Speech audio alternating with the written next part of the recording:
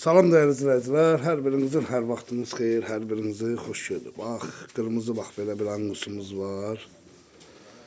Bax, belə bir qarangusumuz var.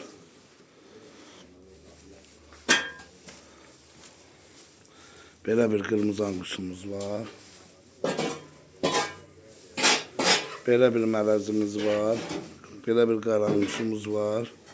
Deməli gözəl qardaşlar. Erkek de var, dişi de var. Bax, bu dişidir bu mələz.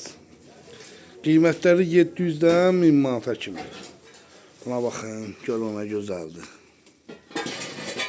Baxın onunsa, hələ bunun arxasına baxın. Nereyinə baxın. Görün nə gözəldir. Buna baxın hələ. Qarangus. Bunlara baxın. 050 571 71 57 ilə əlaqə saxlayın. Bütün bölgələrimizə çatdırılma var. Gözəl qardaşlar. 700'den düz.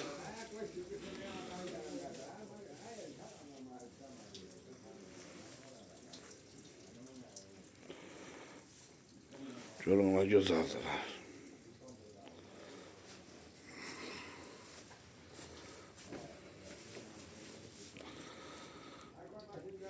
Bütün bölgelerimize çatdırılma biz tarafından hayata geçirilir.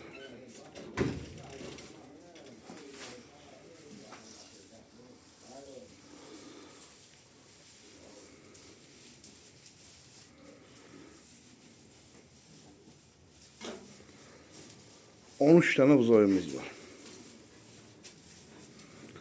700'den 1000 manata kimi qiymətlər.